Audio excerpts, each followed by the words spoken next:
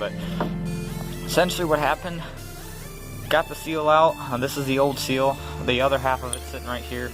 It just goes in here on the axle and goes right back here.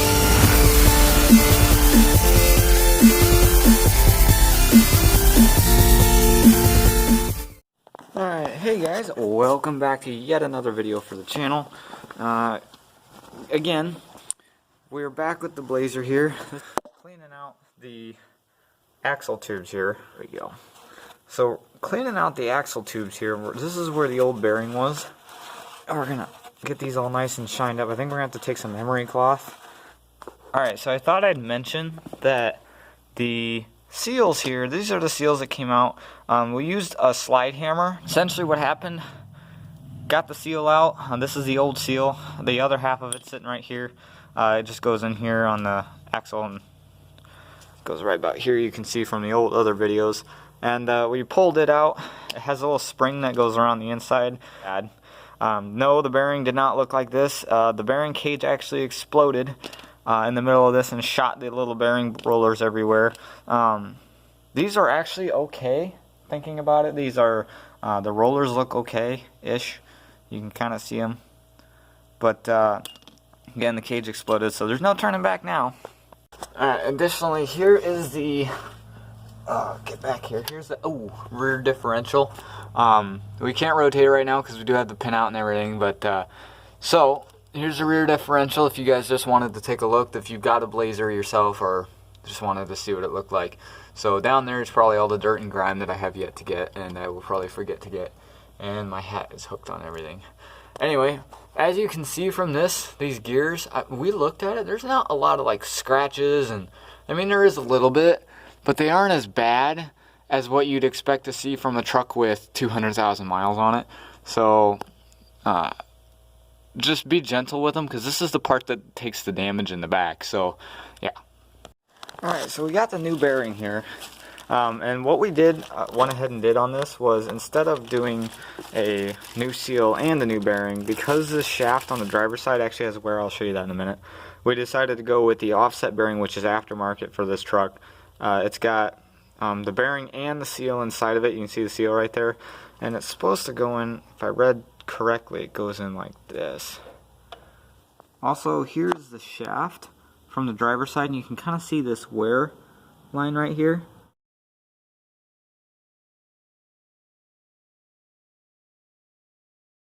Yeah, that's not supposed to be there. That's right where the old race was.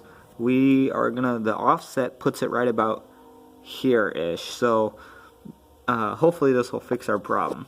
So I was just cleaning the axles here, the axle shafts at least, and I figured it'd be important to mention that if you're doing one of these trucks, or any truck for that matter, if you have to take this apart, most of the time, pretty good idea to keep the driver's side with the driver and the passenger side with the passenger side. Alright, now we're back here. Again, sorry for the extended cuts or extended video parts or whatever. We're just trying to put out as much content as I possibly can. This video will probably be out of order from the other videos, but I'm sorry, it'll just have to do. So, now we got everything cleaned up here, or not cleaned up, we got everything covered here. This is I guess it's like a type of potty pad or whatever, a training pad for an animal. And it works great for covering differentials, believe it or not. So what we're doing here is we're covering the differential components here, because we don't want, when we take the air polisher to the rest of this, we don't want to put the dust inside of the differential here, because it could actually damage the differential. And trust me, from past experience, it is a pain in the literal ass to get this dust out of this differential if you get any in there. So hopefully we don't get any in there. Let's get to the air polisher. The other thing I'd like to mention while we are trying to let the air compressor charge up is, when you're tearing the C-clips out and the pin out, make sure that they are in the same order, like the clips.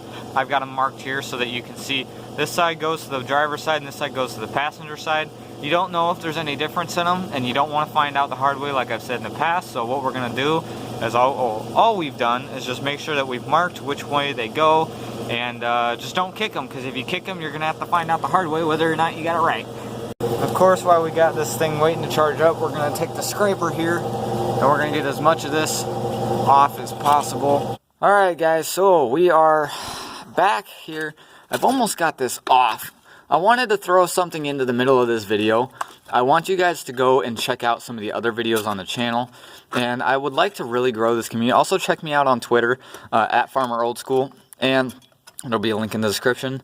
Don't forget to just like, dislike, throw whatever you want down there. Comment something.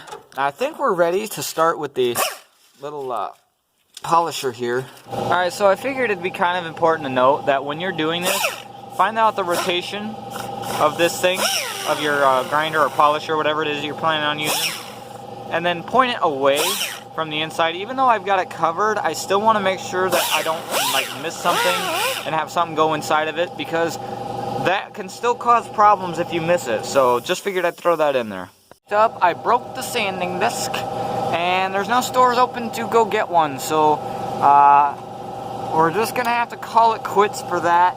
I checked the bearing and I checked the shafts. Everything looks okay. Just give me a second. Alright, so here's the bearing, and the way that you check the bearing to make sure that it's actually good is you take it and you just gently make sure you just gently slide it down the shaft here. Again, gently, because this is not, you know, you don't want to damage it before it even goes in the truck. And then as soon as it hits about here-ish, it should be, yeah, should be nice and snug, no play, should rotate nice and easy, and there should be no, like, real, no, there's a little bit of play there, but there shouldn't really be any up and down, side to side, or around and about play here. Now, since we see that, we can just rotate this up. Again, the reason I'm rotating this, there we go. The reason I'm rotating this is because there's a seal on here. And once we get it past, there we go. You just got to make sure you keep it nice and centered, nothing rubbing. And then the reason we're doing that is because there's a seal right there.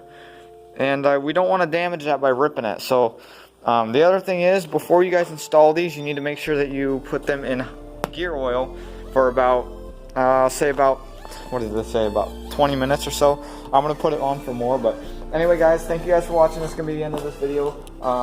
Hopefully we'll get to put out more today. And don't forget to like, comment, and subscribe below. And hit the bell icon so that you know that when I post, and you guys can keep up to date with me. I'm covered in metal. Anyway, thank you guys for watching, and we'll see you in the next video.